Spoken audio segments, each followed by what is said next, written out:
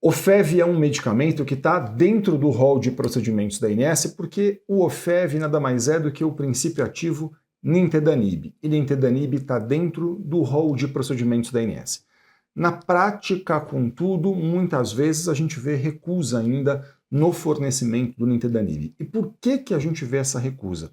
A gente costuma ver essa recusa muitas vezes baseada no fato de que a ANS ela contrariou a bula da Anvisa e a ANS, a Agência Nacional de Saúde Suplementar, a ANS, somente incorporou dentro do rol dela o nintedanib para um caso especificamente.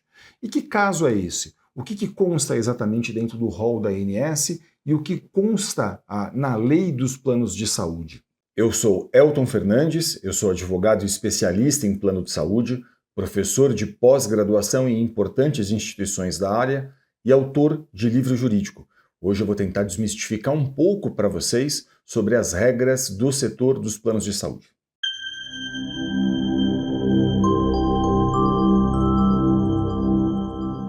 Olha, como esse é um medicamento oncológico para uso oral dos pacientes, esse medicamento a ANS entende que ela tem que incorporar e ela incorporou então esse medicamento, mas a gente vai ver para quais situações ela determinou a cobertura desse medicamento. Vamos lá. O medicamento nintedanib está incorporado pelo rol de procedimentos da ANS exclusivamente para o tratamento do câncer de pulmão, muito embora na bula ele também tenha indicação para fibrose pulmonar. Acontece que para câncer de pulmão foi a única incorporação da ANS até aqui, e segundo o critério estabelecido pela ANS, esse medicamento será coberto nos casos de câncer de pulmão quando ele for indicado em associação ao docetaxel para o tratamento de pacientes com câncer de pulmão não pequenas células, localmente avançado, metastático ou recorrente, com histologia de adenocarcinoma, após primeira linha de quimioterapia à base de platina. Então, apenas nesses casos aqui é que a ANS reconhece o dever da operadora de saúde de fazer o fornecimento do tratamento com nintedanib, contrariando a própria bula aprovada pela Anvisa. Olha, essa então é a regra da ANS, a Agência Nacional de Saúde Suplementar. Essa regra está definida dentro do que a gente chama de Resolução Normativa número 465 de 2021. O que faz a ANS? Ela incorporou esse medicamento, como a gente viu, para essas específicas situações, de forma que, se o caso está em acordo com essas situações especificamente, a operadora de plano de saúde, segundo o entendimento da ANS, está obrigada a fazer a autorização. Qual que é o prazo para que a operadora de saúde faça a autorização disso? O prazo é de 10 dias. 10 dias úteis é o prazo que a operadora de saúde deve levar para fazer com que esse medicamento chegue até a casa do paciente, chegue até a casa daquela pessoa que vai fazer a utilização. De forma que, se o caso está em acordo com esta regra da ANS especificamente, se a operadora de saúde recusar, o que seria adequado e ideal seria você fazer uma reclamação dentro da própria ANS. Por quê? Porque a ANS fiscaliza as regras que ela editou. E aí, claro, se está em acordo com a regra dela, ela vai ter que fazer a fiscalização disso. Isso pode levar tempo, claro, mas você tem esse direito, essa prerrogativa de fazer isso. Se seu caso não está em acordo com a regra da ANS, aí provavelmente não me parece que a ANS vai tomar algum partido disso ou vai botar a mão nesse tipo de questão. Claro, você tem toda a possibilidade ainda de fazer a reclamação, mas aqui é importante dizer, numa situação como essa, o que eu considero mesmo adequado é que você converse com um advogado especialista em plano de saúde. E por que eu acho importante que você faça isso? Porque, veja, a lei dos planos de saúde atualmente, a lei 9656 de 98, ela diz que mesmo que um tratamento prescrito ao paciente não esteja em acordo com a regra da ANS, com esse rol de procedimentos da ANS, o tratamento deve ser autorizado se ele estiver em acordo com a ciência. Então veja o que acontece muitas vezes. O médico participa de congressos, ele lê publicações científicas, ele pode olhar, por exemplo, para o que outras agências de renome internacional, como a FDA, a Europa, por exemplo, fazem ali a indicação de estudos que corroboram a indicação técnica dele. Olha, esse medicamento serve para os casos tais. E aí, claro, esse profissional preocupado com o paciente, ele quer fazer uma prescrição que está em acordo com a ciência, mas que não está em acordo com a regra da ANS que a gente viu anteriormente. E aí o plano de saúde recusa o fornecimento disso, porque as operadoras de planos de saúde ainda entendem majoritariamente que elas só devem custear aquilo que está dentro dessa regra da ANS que a gente leu. Então existe um descompasso entre o rol da ANS muitas vezes e a ciência. E existe um descompasso também porque a operadora de plano de saúde, ao invés de cumprir a lei, ela cumpre exclusivamente o critério que está dentro desse rol de procedimentos da ANS que a gente leu. E aí o que fazer numa situação como essa? Nessa situação, um advogado especialista em plano de saúde vai poder analisar o seu caso e ele vai poder, então, a partir dessa análise, entender o seguinte: se está em acordo com a regra da ANS, ele pode, ele mesmo, inclusive, ajudar você a formalizar a reclamação dentro da ANS. Essa é uma prerrogativa que o advogado tem, que esse profissional possui.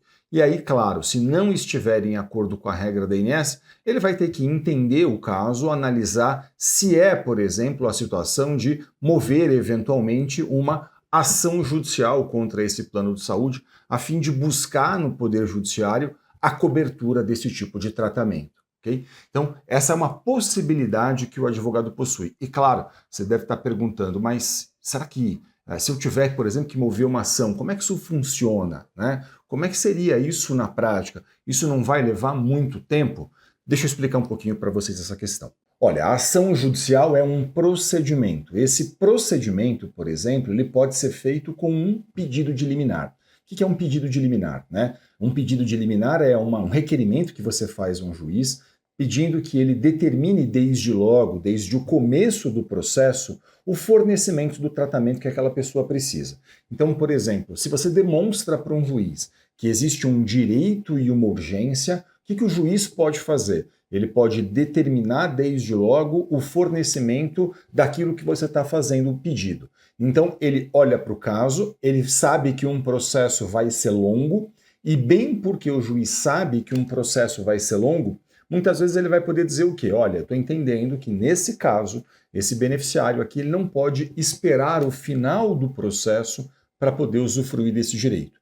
Então, entendendo que existe direito e que existe urgência, ele pode, então, determinar essa liminar. Ele pode conceder essa ordem liminar a fim de que a pessoa possa usufruir desse direito logo no começo do processo. Ele pode fazer isso a qualquer momento, né, a qualquer momento da ação judicial, mas é mais comum, por exemplo, que haja essa análise desde logo, desde o começo, a fim de que, demonstrando que existe direito, demonstrando que existe urgência, que seu caso está em acordo com a lei, que o relatório médico faz a indicação clara de que há uma urgência, de que o caso está em acordo com a ciência, por exemplo, ele possa então fazer a determinação disso. E note, esse processo hoje em todo o Brasil é inteiramente eletrônico.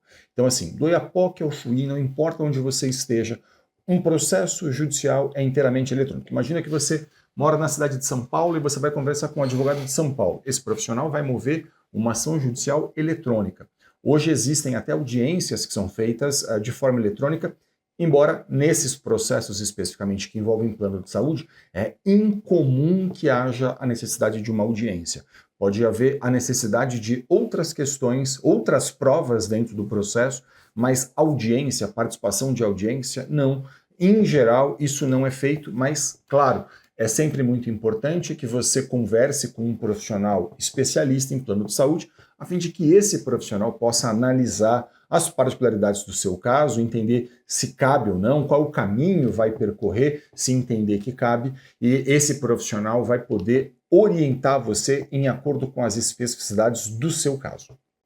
Você vai poder dizer para mim eventualmente, mas eu não conheço ninguém que seja especialista nisso. Veja, deixa eu falar uma coisa para vocês.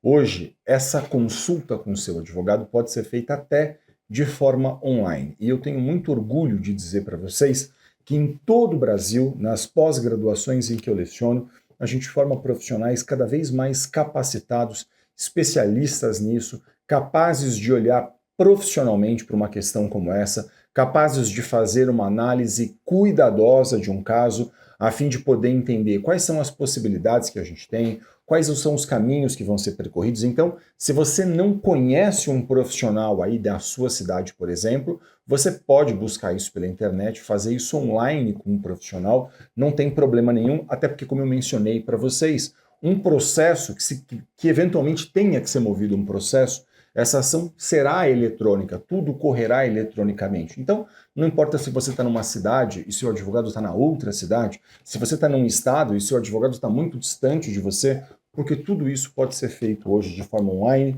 e eu tenho muito orgulho de poder dizer que em todo o Brasil a gente forma nas pós-graduações em que eu leciono profissionais muitíssimo capacitados para lidar com esse tipo de questão. Então, eu sugiro muito que você converse sempre com profissionais especialistas nesse tema.